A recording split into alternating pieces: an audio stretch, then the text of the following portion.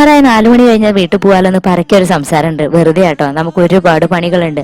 ഇപ്പതാ എക്സാം കഴിഞ്ഞതിന്റെ തിരക്കാണ്. ഇനിയിപ്പോ ഇതെല്ലാന്നുണ്ടെങ്കിൽ നോട്ട് ചെക്കിങ്ങും ടെക്സ്റ്റ് ബുക്ക് നോക്കലും അങ്ങനെ ഒരുപാട് കാര്യങ്ങൾ. ഇപ്പൊ ഇതൊന്നും ഇല്ലാന്നുണ്ടെങ്കിൽ മീറ്റിങ്ങുകൾ, ട്രെയിനിങ്ങുകൾ, പോരാത്തതിന് നമ്മളെ പാരന്റ്സിന്റെ എല്ലാവരുടെയും വിളി. എല്ലാ ടീച്ചേഴ്സിന്റെയും അവസ്ഥ ഇങ്ങനെയൊക്കെ തന്നെ ആവട്ടെ. ഇതൊന്നും പോരാത്തതിന് ഇതിന്റെ ഇടയിൽ കൂടെ വരുന്ന ആർട്സും സ്പോർട്സും സഹോദരിയും അതേപോലെ തന്നെ കലാമേളകളും ശാസ്ത്രമേളകളും. അയ്യോ, ഒരു കൊല്ലം പോണ വഴിയേ അറിയില്ല. സ്കൂൾ തുടങ്ങിക്കഴിഞ്ഞാൽ സത്യം പറഞ്ഞു കഴിഞ്ഞാൽ ദിവസങ്ങൾ പോണതേ അറിയില്ല. ഇപ്പൊ തന്നെ 2 മാസമായത് എത്ര പെട്ടെന്നല്ലേ. ഈ വൈകുന്നേരത്തെ സമയങ്ങളിൽ ഞങ്ങൾ ചിലപ്പോൾ ഇതേപോലെ ഇരുന്നിട്ട് പേപ്പർ ചെക്ക് ചെയ്യും, അതുപോലെ തന്നെ ബാക്കിയുള്ള എല്ലാ കാര്യങ്ങളും തീർക്കും, കുറച്ചൊക്കെ കൊച്ചു വർത്തമാനം പറയുകയൊക്കെ ചെയ്യാറുണ്ട്. ഇതുകൊണ്ട് വീട്ടിൽ പോകൂടെ എന്നല്ല ഇപ്പൊ നിങ്ങൾ ആലോചിച്ചത്. ഇതിന്റെ ബാക്കി നമ്മൾ വീട്ടിലേക്ക് എടുത്തുകൊണ്ട് പോകുന്നുണ്ട്. ഈ വർത്തമാനത്തിന്റെ ഇടയിൽ കുറച്ചങ്ങടെ പണി തീർക്കാലോ എന്ന് വിചാരിച്ചിട്ടാണ്. ഇനി കൊണ്ടുപോകാനുള്ള ബണ്ടിലും കൂടി ഞാൻ കാണിച്ചു തരാം. ഒറ്റ ദിവസം കൊണ്ട് തീർക്കാനൊന്നും പറ്റില്ല, എന്നാലും കൊണ്ടുപോവാണ്. സ്കൂളത്തെ പണി മാത്രമല്ലല്ലോ, വീട്ടിൽ നമുക്ക് കുറച്ച് പണി ബാക്കിയുണ്ട്. ഇതൊന്നും പോരാത്തതിന്റെ ഇവിടെ 2 പേര് ഇരുന്നിട്ട് ആപ്പ് അപ്ഡേഷനാണ് നടത്തുന്നത്. ആമിക്കുട്ടി എന്നെയും കാത്തിട്ടുണ്ട്. അപ്പൊ ഇനി വീട്ടിൽ പോവാണ്. ബൈ.